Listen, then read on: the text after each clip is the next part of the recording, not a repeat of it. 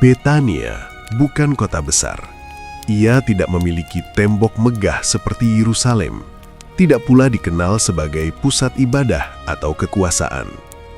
Betania hanyalah sebuah desa kecil di lereng timur Bukit Zaitun, tempat rumah-rumah berdiri rapat, ladang zaitun terbentang sederhana, dan kehidupan berjalan dengan ritme yang tenang.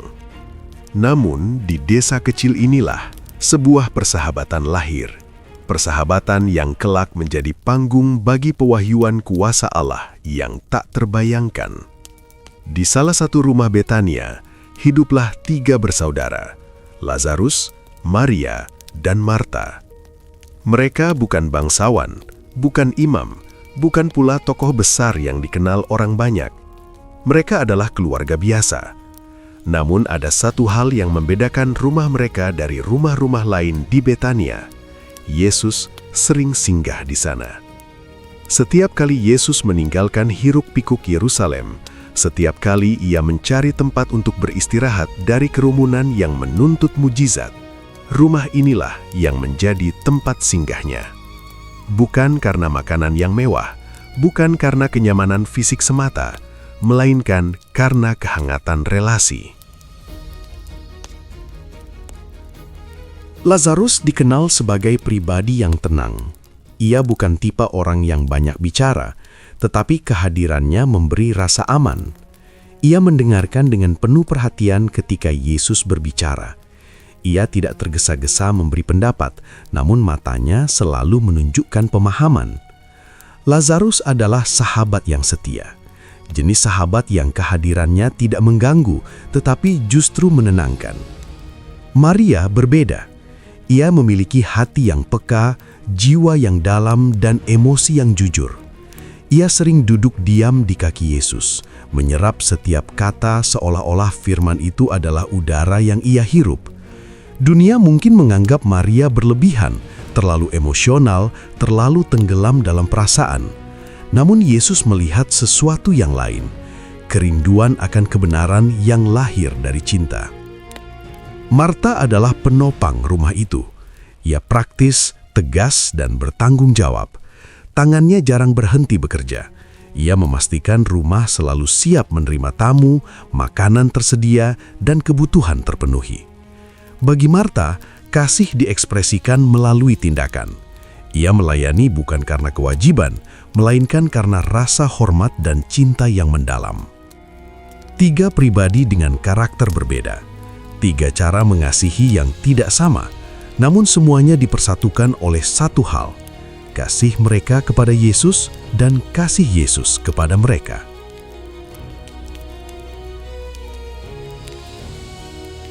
Ketika Yesus datang ke Betania, suasana rumah itu berubah. Percakapan menjadi lebih dalam, tawa terdengar lebih lepas, bahkan keheningan terasa penuh makna. Yesus tidak selalu mengajar di rumah itu. Kadang ia hanya duduk, mendengarkan cerita mereka tentang kehidupan desa, tentang ladang yang gagal panen, tentang tetangga yang sakit, tentang harapan kecil yang manusiawi. Dan dalam momen-momen sederhana itulah persahabatan tumbuh. Yesus yang dikenal banyak orang sebagai rabi, guru, bahkan Mesias, di rumah Betania ia adalah sahabat. Ia tertawa bersama mereka, ia makan bersama mereka. Ia membiarkan dirinya dikenal bukan hanya sebagai pengajar, tetapi sebagai pribadi yang hadir sepenuhnya. Tidak banyak orang menyadari bahwa mujizat terbesar dalam hidup seringkali tidak lahir di tengah keramaian. Ia lahir di ruang-ruang sunyi, di relasi yang tulus, di persahabatan yang tidak menuntut. Betania menjadi tempat di mana Yesus tidak perlu membuktikan apapun. Tidak ada tuntutan untuk menyembuhkan orang sakit. Tidak ada permintaan tanda dari langit. Yang ada hanyalah kehadiran. Namun justru dari tempat inilah sebuah kisah besar akan bermula.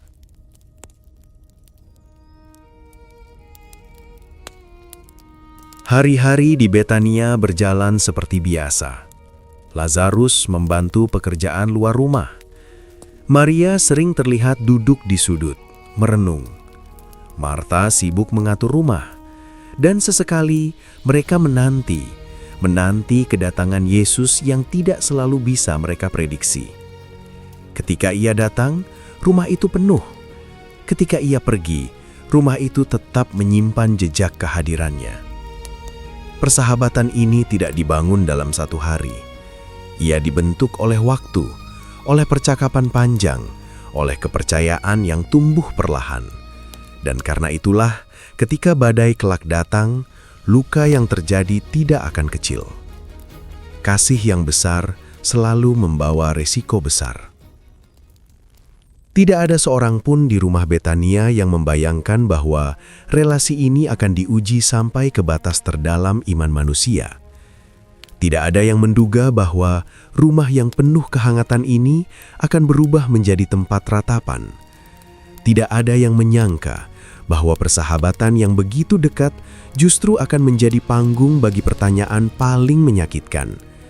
Jika engkau mengasihi kami, mengapa engkau tidak datang lebih cepat? Namun semua itu masih jauh di depan. Untuk saat ini, Betania masih tenang.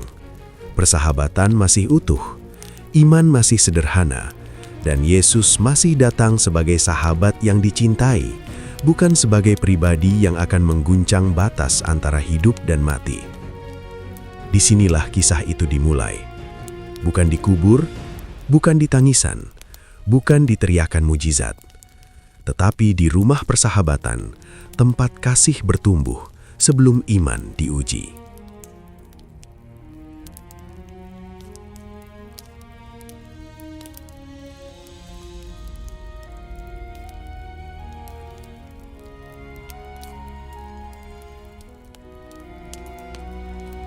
Hari itu datang tanpa tanda. Tidak ada badai di langit Betania. Tidak ada teriakan di jalan. Tidak ada mimpi buruk yang memberi peringatan. Pagi tetap terbit seperti biasa. Cahaya matahari menyentuh dinding-dinding batu rumah Lazarus dengan lembut. Seolah-olah hidup akan berjalan seperti hari-hari sebelumnya. Namun, tubuh Lazarus mulai melemah. Awalnya hanya kelelahan. Langkahnya tidak sekuat biasanya. Tangannya gemetar ketika mengangkat bejana air. Marta memperhatikannya sambil lalu, mengira itu hanya letih karena pekerjaan. Maria melihatnya lebih lama. Ada sesuatu di mata Lazarus yang berbeda, sebuah keheningan yang tidak biasa. Malam itu, Lazarus tidak turun makan.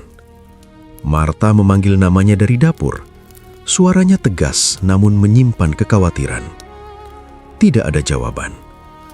Maria naik perlahan ke ruang tidur dan menemukan saudaranya terbaring. Nafasnya berat, keningnya panas. Lazarus mencoba tersenyum, seolah-olah ingin menenangkan mereka. Tetapi senyum itu rapuh. Hari-hari berikutnya, kondisi Lazarus memburuk. Demamnya naik turun. Nafasnya pendek, tubuhnya melemah dengan kecepatan yang menggetarkan hati. Marta mencoba segala cara yang ia tahu. Ramuan sederhana, kompres air dingin. Ia memanggil tabib desa. Namun setiap usaha terasa seperti menahan air dengan tangan kosong. Maria duduk di samping Lazarus hampir sepanjang waktu. Ia menggenggam tangannya, berbisik doa-doa yang nyaris tak bersuara.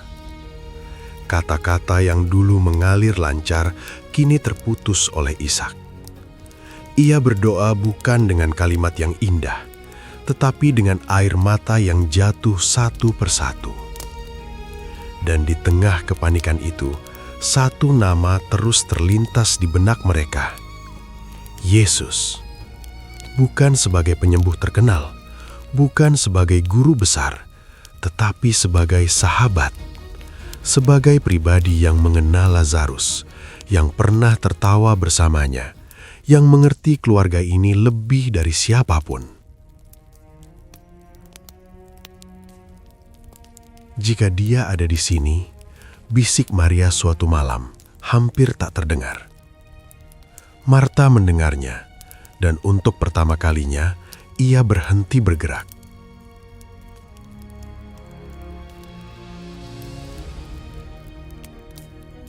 Hari pertama berlalu. Lazarus semakin lemah. Marta mondar-mandir di rumah, mencoba tetap sibuk agar tidak tenggelam dalam pikiran. Maria duduk diam, menatap pintu seolah-olah setiap saat Yesus akan masuk. Hari kedua, tidak ada kabar, tidak ada Yesus, tidak ada mujizat. Hanya napas Lazarus yang semakin berat. Marta mulai bertanya-tanya dalam diam. Apakah utusan itu tersesat? Apakah Yesus terlalu sibuk? Atau apakah ia memilih untuk tidak datang? Pikiran itu terasa seperti dosa. Marta menolaknya. Ia berusaha mengingat setiap kebaikan, setiap kehadiran Yesus di rumah mereka. Ia berpegang pada keyakinan bahwa Yesus mengasihi Lazarus. Namun kenyataan tidak menunggu iman manusia. Hari ketiga, Lazarus hampir tidak sadar. Matanya terbuka, tetapi tidak benar-benar melihat. Maria menangis tanpa suara, air matanya jatuh di spray. Marta memanggil namanya berkali-kali, berharap suara itu bisa menahan Lazarus tetap tinggal. Dan di antara napas yang terputus-putus, Lazarus menghembuskan napas terakhirnya. Tidak ada teriakan, tidak ada dramatisasi. Hanya keheningan yang tiba-tiba terasa terlalu berat. Maria membeku. Marta berdiri kaku seolah waktu berhenti. Yesus tidak datang.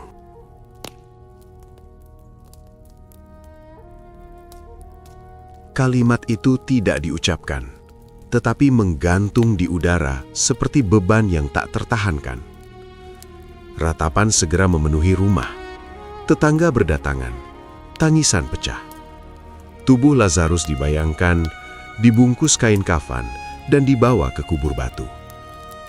4 hari adalah batas yang dikenal orang Yahudi, batas antara harapan dan kepastian kematian. Setiap langkah menuju kubur terasa seperti menutup pintu. Maria berjalan tertunduk, Marta melangkah dengan wajah kaku. Di dalam diri mereka, 2 pergumulan berbeda terjadi. Marta berpikir, ia mengingat ajaran-ajaran yang pernah ia dengar tentang kebangkitan pada akhir zaman, tentang janji Allah yang akan menghidupkan orang benar. Ia mencoba menenangkan diri dengan teologi, dengan pengetahuan, dengan iman yang terstruktur. Maria tidak berpikir, ia merasakan. Kehilangan itu menghantam dadanya seperti gelombang. Ia tidak mencari jawaban, ia hanya merasakan luka, dan luka itu bertanya tanpa kata, "Mengapa?" 4 hari berlalu, Yesus tidak datang. Disinilah iman diuji bukan oleh penderitaan, tetapi oleh keheningan Tuhan. Bukan oleh penolakan, tetapi oleh penundaan. Bukan oleh jawaban tidak, tetapi diam yang panjang. Betania kembali sunyi, tetapi bukan seperti sebelumnya. Keheningan ini bukan damai, melainkan berat. Rumah yang dulu penuh tawa, kini penuh gema kehilangan. Dan jauh dari Betania, Yesus masih belum bergerak. Bukan karena ia tidak tahu, bukan karena ia tidak peduli, tetapi karena kasih-Nya bekerja dengan cara yang belum bisa dipahami manusia. Namun bagi Maria dan Marta, satu kenyataan tidak bisa disangkal. Mereka mengirim kabar. Yesus menerima pesan, dan ia tidak datang. Di titik inilah iman mulai bergeser. Dari iman yang berharap mujizat, menuju iman yang harus bertahan tanpa tanda apapun. Dan ketika manusia berpikir semuanya telah terlambat, kisah ini justru baru akan memasuki bab terpentingnya.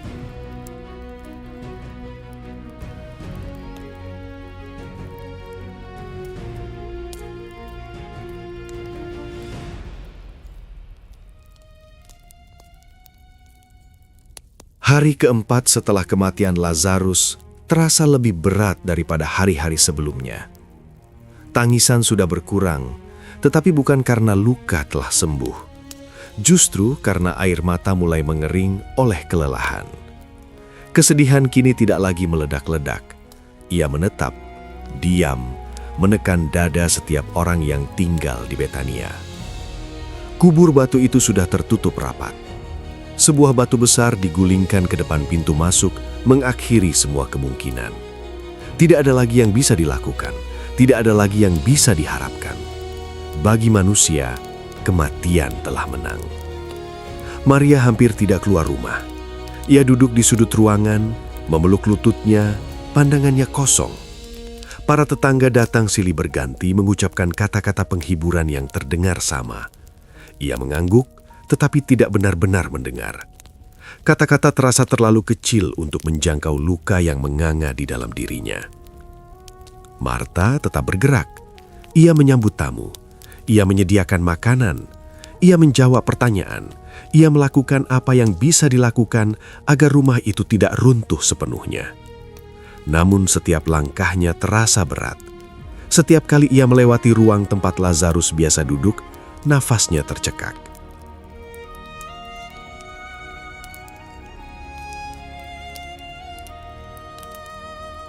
Di malam hari, ketika rumah mulai sepi, Marta tidak bisa tidur. Ia duduk sendirian, menatap gelap. Pikiran-pikirannya berputar tanpa arah. Ia mencoba memahami. Tuhan itu adil, katanya pada dirinya sendiri. Allah setia pada janjinya. Orang benar akan dibangkitkan pada akhir zaman. Kalimat-kalimat itu pernah memberinya kekuatan. Tetapi kini, semuanya terdengar jauh. Terlalu teoritis. Terlalu dingin. Marta percaya pada kebangkitan.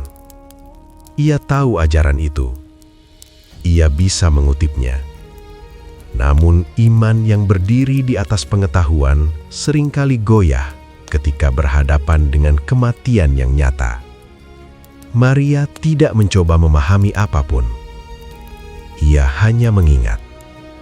Ia mengingat tawa Lazarus. Cara saudaranya menyapanya setiap pagi. Cara ia mendengarkan ketika Maria berbicara tanpa henti. Ia mengingat Yesus duduk di rumah itu. Dan Lazarus duduk tidak jauh darinya. Dan dari semua ingatan itu, satu pertanyaan terus berputar di hatinya. Mengapa dia tidak datang? Pertanyaan itu tidak diucapkan. Maria takut mengatakannya dengan suara keras. Ia takut pertanyaan itu terdengar seperti tuduhan. Tetapi di dalam hatinya, pertanyaan itu tumbuh seperti luka yang tidak tertutup. Setiap langkah waktu terasa seperti mengubur harapan semakin dalam. Orang-orang Betania mulai menerima kenyataan. Mereka menyebut nama Lazarus dengan nada lampau. Dulu Lazarus, waktu Lazarus masih hidup, setiap kalimat seperti palu yang memaku kenyataan ke dalam hati Maria dan Marta. 4 hari. Bagi tradisi mereka, 4 hari bukan sekadar hitungan waktu. 4 hari berarti roh telah pergi sepenuhnya. 4 hari berarti tubuh mulai membusuk. 4 hari berarti tidak ada lagi ruang untuk mujizat. Harapan telah dikuburkan bersama Lazarus. Dan di titik inilah iman manusia mencapai batasnya. Bukan iman yang bersorak. Bukan iman yang berharap keajaiban, tetapi iman yang hanya bisa bertahan atau hancur. Marta mulai menerima bahwa Yesus tidak akan datang. Setiap langkah kaki di luar rumah yang semula ia dengarkan dengan harap, kini ia abaikan. Setiap suara di jalan tidak lagi membuatnya menoleh. Jika Yesus datang, ia sudah terlambat. Maria bahkan berhenti berharap. Harapan terasa terlalu menyakitkan. Ia memilih untuk berduka sepenuhnya daripada membuka pintu bagi kemungkinan yang mungkin akan mengecewakan lagi.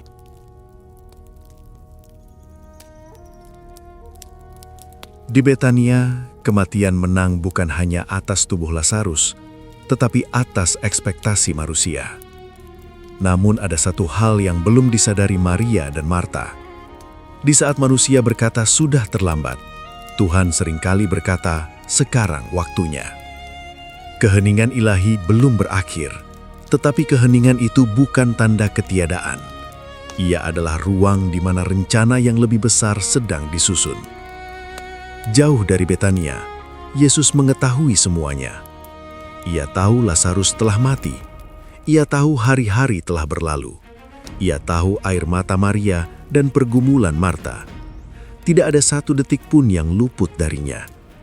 Dan justru karena itulah, ia menunggu. Karena apa yang akan ia lakukan bukan sekedar menghibur keluarga yang berduka. Ia akan menyingkapkan sesuatu yang jauh lebih dalam. Siapa dia sebenarnya? Betania belum mengetahuinya. Maria dan Marta belum mengetahuinya. Bahkan murid-murid belum sepenuhnya memahami. Namun garis pemisah telah ditarik. Setelah hari keempat ini, iman tidak akan pernah sama lagi. Kasih tidak akan pernah dipahami dengan cara yang sama. Dan kematian tidak akan lagi berdiri sebagai kata terakhir. Untuk saat ini, kubur tetap tertutup.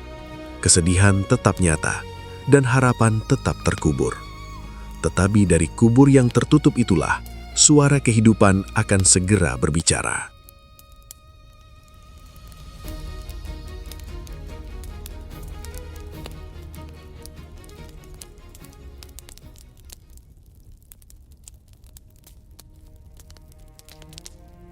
Hari itu, Betania tidak bersiap menerima tamu.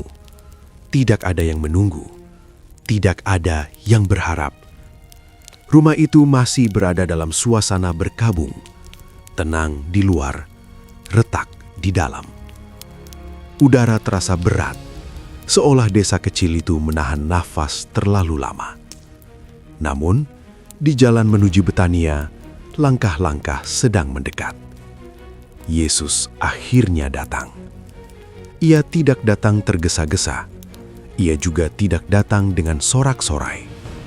Ia datang dengan wajah yang mengetahui segalanya. Tentang kematian, tentang air mata, tentang luka yang belum sembuh. Murid-murid mengikutinya dari belakang. Sebagian bingung, sebagian cemas. Mereka tahu Betania adalah tempat berbahaya. Setelah peristiwa ini, tidak akan ada jalan kembali. Kabar kedatangan Yesus menyebar cepat. Seseorang melihatnya dari kejauhan. Seseorang berbisik, dan kabar itu sampai ke telinga Marta. Begitu mendengar nama itu, Marta berdiri. Jantungnya berdebar keras. Ia tidak menunggu Maria. Ia tidak menunggu penjelasan. Ia keluar dari rumah dan berjalan cepat menuju tempat Yesus berada. Langkah-langkahnya penuh emosi yang bercampur. Harap, kecewa, rindu, dan luka yang belum diberi nama. Ketika Marta akhirnya berdiri di hadapan Yesus, kata-kata yang keluar bukanlah basa-basi, bukan pula sapaan hangat. Kata-katanya jujur, terlalu jujur untuk ditahan. "Tuhan," katanya, suaranya bergetar namun tegas. "Sekiranya Engkau ada di sini, saudaraku pasti tidak mati." Kalimat itu bukan tuduhan, tetapi ia juga bukan sekadar pernyataan iman. Ia adalah campuran antara kepercayaan dan kekecewaan.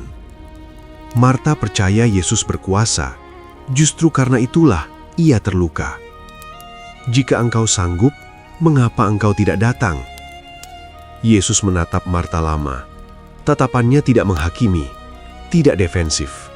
Ia membiarkan luka Marta ada di hadapannya, tanpa ditepis. "Saudaramu akan bangkit," kata Yesus dengan tenang. Marta mengangguk. Ia tahu kalimat itu. Ia percaya pada kebangkitan di akhir zaman. Ia menjawab dengan iman yang ia miliki, iman yang tertata, iman yang benar secara doktrin. "Aku tahu," katanya, "bahwa ia akan bangkit pada waktu kebangkitan pada akhir zaman." Yesus tidak membantahnya. Namun ia membawa Marta lebih jauh. "Akulah kebangkitan dan hidup," katanya. "Barang siapa percaya kepadaku, ia akan hidup walaupun ia sudah mati." Kalimat itu mengguncang dasar iman Marta. Ini bukan lagi tentang masa depan yang jauh. Ini tentang siapa yang berdiri di depannya saat ini. Bukan tentang apa yang Allah akan lakukan kelak, tetapi tentang siapa Allah itu sekarang. Marta terdiam. Yesus melanjutkan, "Percayakah engkau akan hal ini?" Pertanyaan itu tidak bisa dijawab dengan teori. Pertanyaan itu menuntut keputusan hati. Marta menelan ludah. Ia tidak sepenuhnya mengerti. Ia tidak melihat bagaimana semua ini mungkin terjadi. Tetapi ia menjawab dengan iman terbaik yang ia punya saat itu.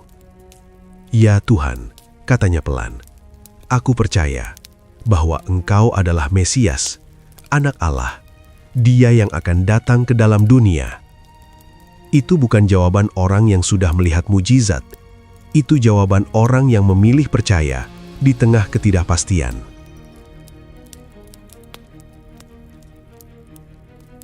Setelah itu, Marta kembali ke rumah dan memanggil Maria. Suaranya berbisik, seolah rahasia ini terlalu besar untuk diucapkan keras-keras.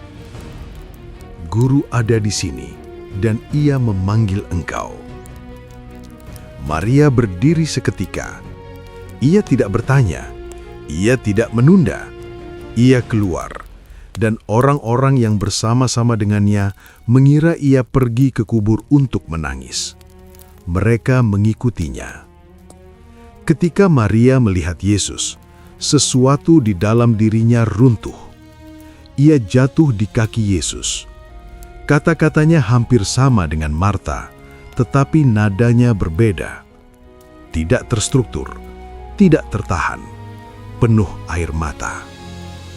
"Tuhan," katanya sambil menangis, "sekiranya engkau ada di sini, saudaraku tidak mati."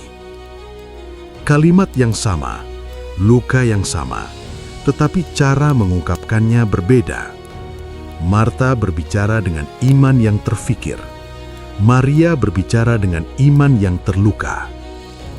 Yesus melihat Maria menangis. Ia melihat orang-orang yang mengikutinya menangis. Dan di saat itu, sesuatu terjadi di dalam dirinya. Yesus terharu. Ia sangat terguncang. Ia tidak segera bertindak.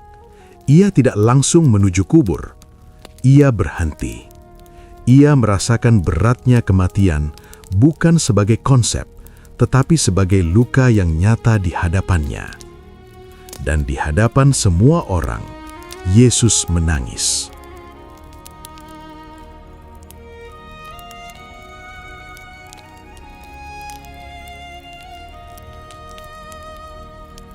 Air matanya jatuh bukan karena ia tidak tahu apa yang akan terjadi. Ia menangis karena kasihnya nyata. Ia menangis karena ia tidak jauh dari penderitaan manusia. Ia menangis karena kematian adalah musuh yang ia benci. Orang-orang saling berbisik. "Lihatlah betapa ia mengasihi Lazarus." Namun sebagian lain berkata dengan nada sinis, "Bukankah ia yang membuka mata orang buta? Mengapa ia tidak mencegah Lazarus mati?"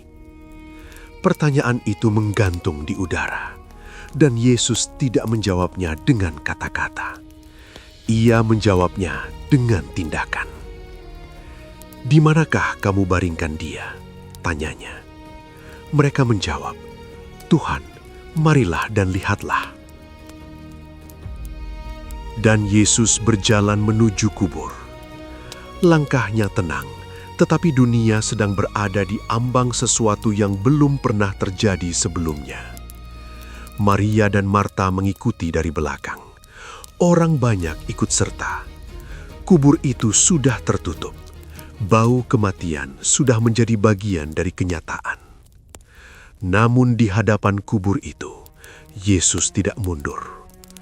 Air matanya belum kering, tetapi kuasanya sedang bersiap dinyatakan. Kasih yang menangis kini akan berbicara. Dan ketika kasih berbicara, kematian tidak punya pilihan selain mendengar.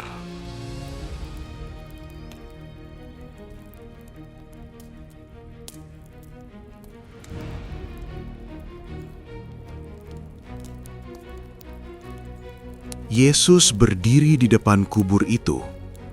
Batu besar menutup mulutnya, dingin dan berat, seolah menjadi penjaga terakhir antara dunia orang hidup dan wilayah kematian. Di sekelilingnya, orang-orang terdiam. Tidak ada yang berbicara, tidak ada yang bergerak.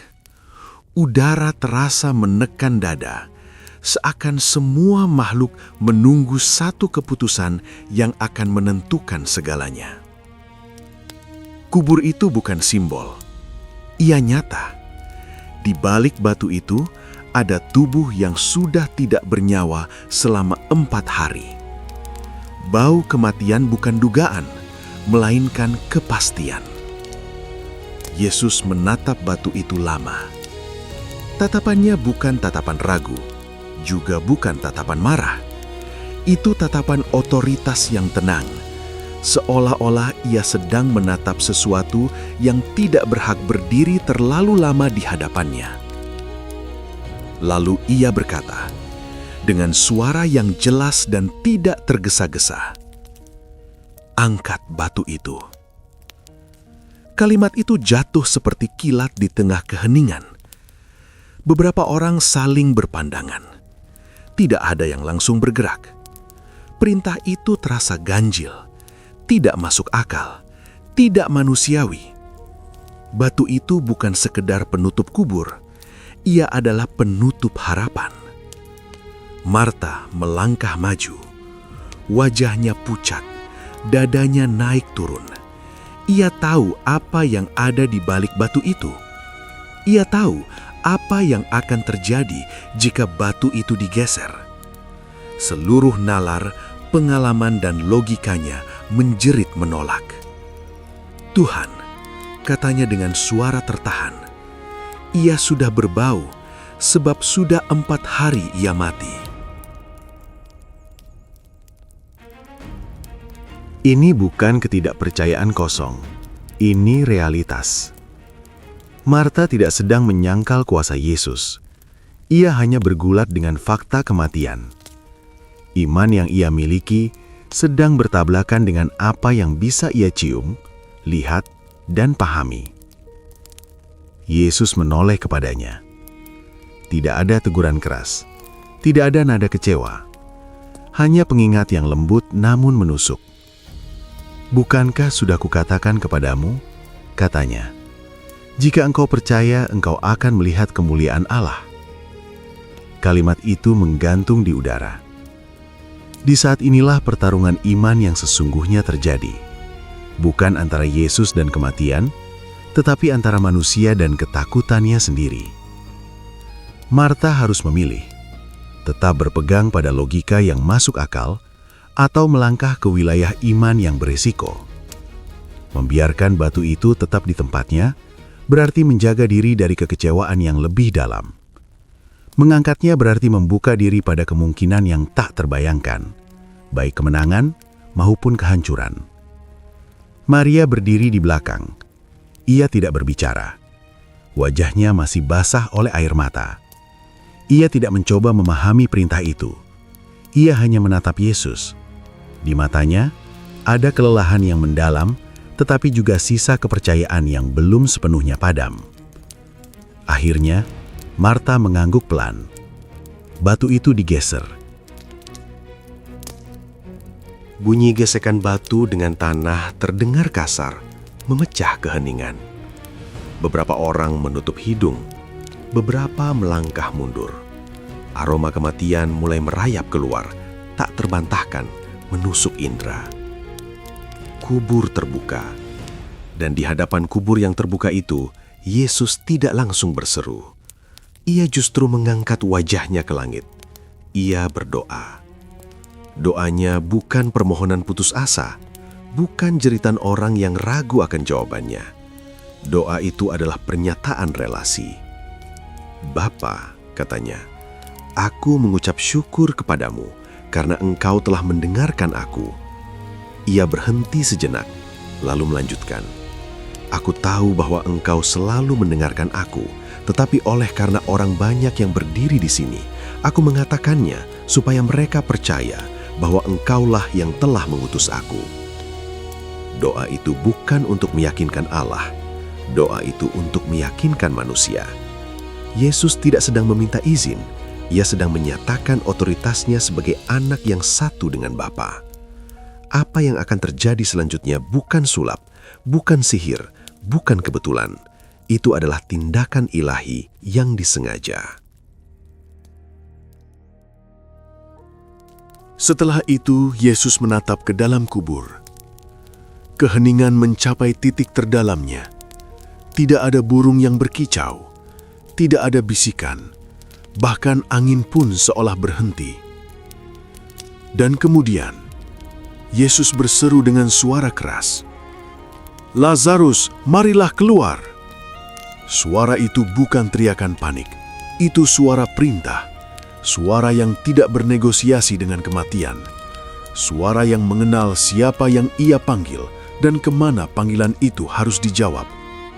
Nama itu disebut, bukan orang mati, bukan "Hei kamu", tetapi Lazarus. Karena kuasa ilahi tidak memanggil secara samar, Ia memanggil secara pribadi. Sesaat tidak terjadi apa-apa. Detik-detik berlalu terasa panjang. Beberapa orang menahan nafas. Beberapa mulai berpaling, takut melihat kenyataan yang pahit. Lalu, ada gerakan. Kain kafan bergeser. Bayangan muncul dari dalam kubur. Tubuh yang terbalut kain, kaki dan tangan masih terikat, wajah tertutup kain kafan, melangkah keluar dari wilayah kematian ke dalam terang hidup. Lazarus hidup. Suara jeritan terdengar. Orang-orang mundur ketakutan. Beberapa jatuh berlutut. Beberapa menutup mulut dengan tangan gemetar. Maria membeku. Dunia seakan berhenti berputar. Matanya membelalak, lalu air mata kembali mengalir. Bukan air mata duka, tetapi air mata yang lahir dari kejutan yang terlalu besar untuk ditampung hati manusia. Marta berdiri terpaku. Semua logika yang ia pegang runtuh dalam satu momen. Ia melihat apa yang tidak mungkin.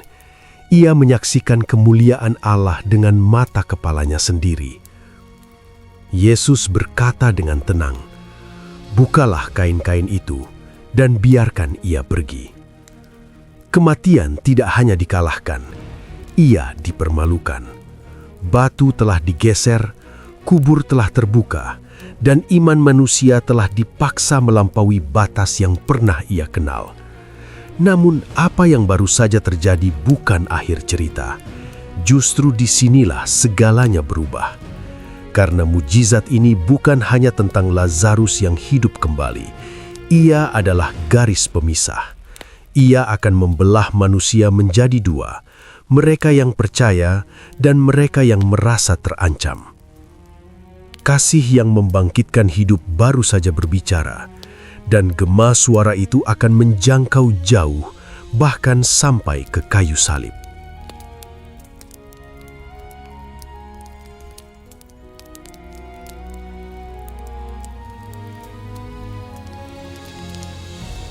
Tidak ada seorang pun di Betania yang siap menghadapi apa yang baru saja mereka saksikan. Tubuh Lazarus berdiri di hadapan mereka, hidup, bernapas, nyata. Namun yang lebih mengguncang dari fakta bahwa ia hidup kembali adalah cara ia kembali, dipanggil oleh suara. Bukan disentuh, bukan dibangunkan perlahan, tetapi dipanggil. Dan panggilan itu datang dari pribadi yang berbicara seolah kematian hanyalah pintu yang harus dibuka. Orang-orang bergerak mendekat dengan langkah ragu. Beberapa masih gemetar. Tangan-tangan yang sama yang sebelumnya menutup hidung karena bau kematian, kini dengan hati-hati membuka kain kafan yang membelit tubuh Lazarus. Setiap lilitan kain yang dilepas seakan menyingkap bukan hanya tubuh yang hidup, tetapi juga realitas baru tentang siapa Yesus sebenarnya. Lazarus menghirup udara dalam-dalam, udara kehidupan. Matanya berkedip, menyesuaikan diri dengan cahaya. Ia melihat wajah-wajah yang dikenalnya, Maria yang menangis, Marta yang terdiam, tetangga-tetangga yang terpaku antara takut dan kagum. Dan di tengah semua itu pandangannya bertemu dengan Yesus. Tidak ada kata-kata yang diucapkan. Tidak perlu. Pertemuan mata itu sudah cukup. Lazarus tahu, ia tidak kembali karena kebetulan. Ia kembali karena dipanggil. Bagi sebagian orang, mujizat ini adalah puncak iman. Mereka jatuh berlutut. Mereka memuji Allah dengan suara keras. Mereka berseru bahwa kerajaan Allah telah datang dengan kuasa. Namun bagi sebagian yang lain, mujizat ini bukan kabar baik. Ia adalah ancaman. Karena jika Yesus bisa memanggil orang mati keluar dari kubur, maka tidak ada lagi wilayah netral. Tidak ada lagi posisi aman di tengah-tengah. Setiap orang kini harus mengambil sikap. Di wajah-wajah yang menatap Lazarus, terlihat perpecahan itu mulai terbentuk. Ada yang melihat harapan, ada yang melihat bahaya, ada yang melihat keselamatan, ada pula yang melihat akhir dari kekuasaan yang selama ini mereka pegang. Maria berdiri dekat Lazarus. Tangannya menyentuh lengan saudaranya, memastikan ini bukan ilusi. Air matanya mengalir lagi, tetapi kini berbeda. Ini bukan tangisan kehilangan. Ini tangisan yang lahir dari pertemuan antara kasih dan kuasa. Ia teringat saat Yesus menangis bersamanya. Kini ia mengerti, air mata itu bukan tanda kelemahan. Itu tanda kasih yang tidak jauh dari penderitaan, tetapi juga tidak dikalahkan olehnya. Marta memandang Lazarus dengan wajah yang berubah. Iman yang sebelumnya ia pegang sebagai konsep, kini menjelma menjadi kenyataan. Kebangkitan bukan lagi wacana masa depan. Ia berdiri di hadapannya, berjalan, bernafas, dan memanggil namanya. Dan di tengah kekacauan emosi itu, Yesus tidak merayakan dirinya. Ia tidak berdiri di tengah dan meminta pengakuan. Ia tidak berkata, "Lihatlah apa yang aku lakukan." Ia membiarkan mukjizat itu berbicara sendiri. Karena panggilan yang mengalahkan kematian tidak bertujuan memuliakan manusia, bahkan bukan untuk memuliakan mukjizat itu sendiri, melainkan untuk menyingkapkan kebenaran. Bahwa hidup tidak berada di tangan waktu. Bahwa kematian bukan penguasa terakhir, bahwa suara sang hidup lebih kuat daripada kebisungan kubur. Namun, kebangkitan Lazarus tidak berhenti di Betania. Berita itu menyebar seperti api. Orang-orang yang menyaksikan peristiwa itu membawa kisahnya ke Yerusalem. Setiap langkah kaki membawa cerita yang sama. Seorang yang mati 4 hari dipanggil keluar oleh Yesus. Dan ketika cerita itu sampai ke telinga para pemimpin agama, ketakutan mulai tumbuh. Bukan ketakutan akan kematian, tetapi ketakutan kehilangan kendali. Jika orang banyak percaya kepada Yesus, jika mereka melihat Dia sebagai Tuhan atas hidup dan mati, maka struktur yang selama ini mereka bangun akan runtuh. Otoritas mereka akan goyah, tradisi mereka akan ditantang. Mujizat yang sama yang membangkitkan iman bagi banyak orang justru menumbuhkan rencana gelap di hati yang lain. Sementara itu, Lazarus harus belajar hidup kembali. Ia kembali ke rumah yang sama, tetapi segalanya terasa berbeda. Ia makan, ia berbicara, ia tertawa pelan. Namun di dalam dirinya ada kesadaran baru yang tidak bisa dijelaskan dengan kata-kata. Ia pernah berada di wilayah kematian, dan ia dipanggil keluar. Setiap tarikan nafas kini terasa seperti anugerah. Setiap langkah adalah pengingat bahwa hidupnya tidak lagi miliknya sendiri. Ia adalah saksi berjalan, bukti hidup dari suara yang mengalahkan kubur. Bagi Maria dan Marta, kasih Kristus kini memiliki wajah yang baru. bukan kasih yang selalu datang tepat waktu menurut jam manusia, tetapi kasih yang selalu tepat menurut rencana ilahi. Mereka belajar bahwa penundaan Tuhan bukan penolakan, bahwa keheningannya bukan ketidakhadiran, bahwa kasih-Nya tidak tunduk pada waktu, tetapi pada kebenaran yang lebih besar. Namun, bayangan mulai jatuh. Di balik sukacita Betania, ada gerak diam-diam di Yerusalem. Ada pertemuan rahasia, ada keputusan yang mulai dibentuk. Kebangkitan Lazarus telah melampaui batas yang bisa ditoleransi oleh mereka yang merasa berkuasa. Dan tanpa disadari banyak orang, mujizat ini telah menarik garis yang jelas. Siapapun yang mengakui Yesus sebagai Tuhan atas hidup dan mati harus siap menerima konsekuensinya. Kasih yang membangkitkan hidup akan membawanya menuju kematian. Yesus tahu itu. Ia tahu bahwa setiap langkah setelah Betania adalah langkah menuju salib. Ia tahu bahwa suara yang memanggil Lazarus keluar dari kubur akan segera dibungkam oleh paku dan kayu. Namun ia tidak mundur. Karena kasih sejati tidak berhenti ketika resikonya besar. Kasih sejati justru berjalan ke arah pengorbanan. Dan di sanalah, di antara kehidupan yang dibangkitkan dan kematian yang menanti, kisah ini bergerak menuju puncaknya.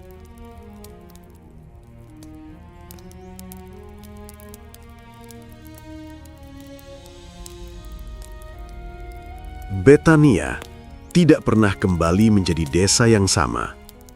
Bukan karena bangunannya berubah, bukan karena jalannya diperlebar, atau rumah-rumahnya diperindah, tetapi karena sebuah peristiwa telah merobek batas antara yang manusia anggap mungkin dan yang ilahi nyatakan nyata. Lazarus hidup.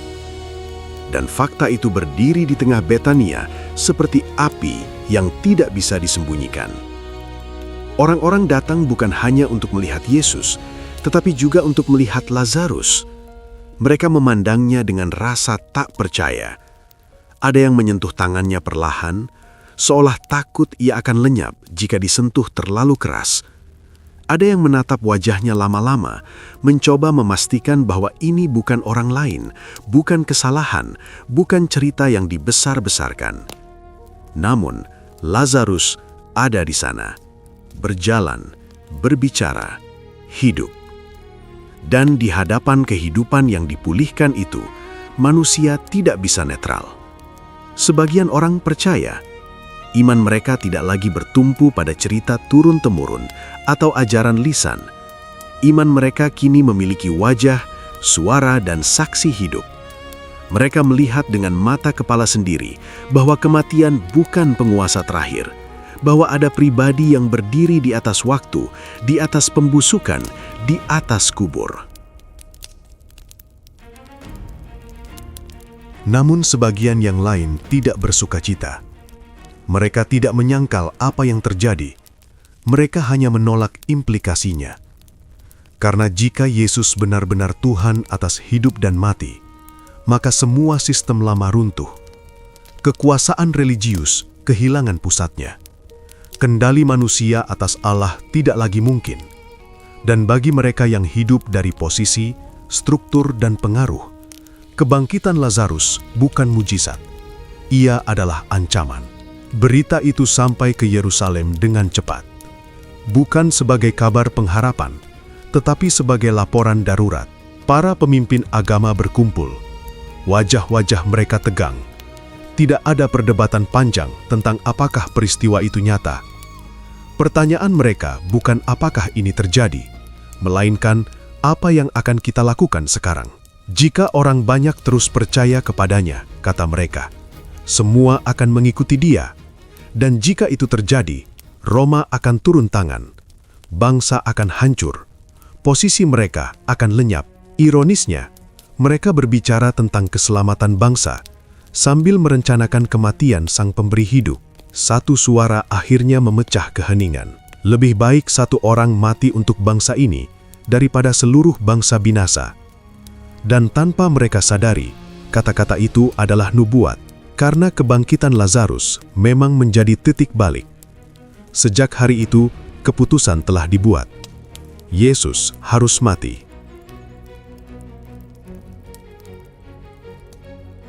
Sementara itu, Yesus tidak bersembunyi dari kenyataan itu. Ia tahu apa yang sedang terjadi. Ia tahu bahwa setiap langkahnya kini diawasi. Ia tahu bahwa kasih yang membangkitkan Lazarus telah menandai dirinya sendiri untuk salib. Namun ia tidak menarik kembali kuasanya. Ia tidak menyesali air matanya. Ia tidak membatalkan panggilannya. Kasih sejati tidak berhenti ketika harganya terlalu mahal. Lazarus sendiri hidup dalam bayangan yang baru. Ia adalah orang yang pernah mati. Keberadaannya menjadi pengingat terus-menerus bahwa Yesus berkuasa. Dan justru karena itu, ia pun menjadi sasaran. Bahkan hidupnya kembali pun dianggap ancaman. Namun Lazarus tidak bersembunyi. Ia hidup dengan kesadaran bahwa hidupnya kini bukan miliknya. Setiap langkahnya adalah kesaksian. Setiap napasnya adalah bukti bahwa suara Kristus tidak pernah sia-sia. Maria dan Marta juga berubah. Maria tidak lagi hanya dikenal sebagai perempuan yang menangis di kaki Yesus. Ia adalah saksi kasih yang menangis bersama manusia dan berkuasa atas maut. Imannya menjadi lebih dalam, lebih tenang, lebih kokoh. Ia tidak lagi mencari penjelasan. Ia mempercayai pribadi. Marta tidak lagi hanya dikenal sebagai perempuan sibuk dan berpikir logis. Ia telah melihat bahwa iman sejati bukan menyingkirkan akal, tetapi melampauinya. Ia belajar bahwa ketaatan kadang berarti menggeser batu yang paling menakutkan dalam hidup. Dan Yesus berjalan menuju Yerusalem. Setiap langkahnya kini syarat makna. Setiap katanya kini menggema lebih jauh. Orang-orang bersorak menyambutnya, tidak menyadari bahwa sorakan itu akan segera berubah menjadi teriakan penyaliban. Namun ia tetap berjalan. Karena kebangkitan Lazarus bukan akhir dari kisah hidup. Ia adalah pendahuluan bagi kematian Yesus sendiri, kematian yang tidak akan berakhir di kubur.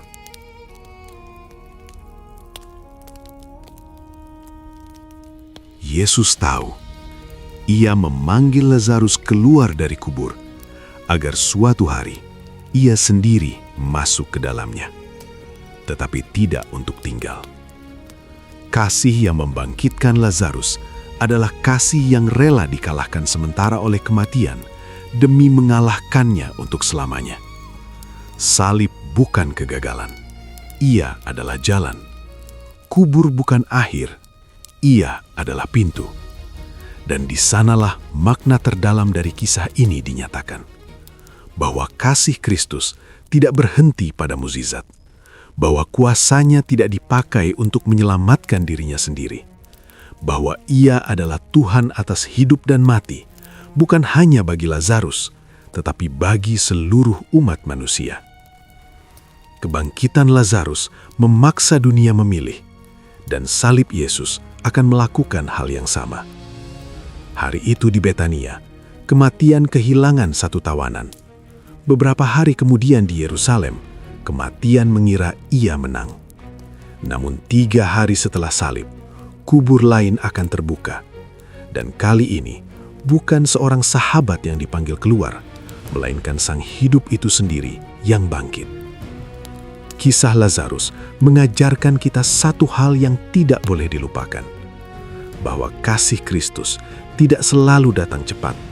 Kasih Kristus tidak selalu menjawab sesuai jadwal manusia. Tetapi kasih Kristus selalu menyatakan kemuliaan Allah, bahkan melalui air mata, penundaan, dan kematian. Jika hari ini iman kita goyah, ingatlah Betania. Jika harapan kita terasa terkubur, ingatlah batu yang digeser. Jika hidup terasa sunyi oleh keheningan Tuhan, ingatlah suara yang pernah memanggil orang mati keluar dari kubur. karena suara itu belum berubah dan kasih itu belum berakhir.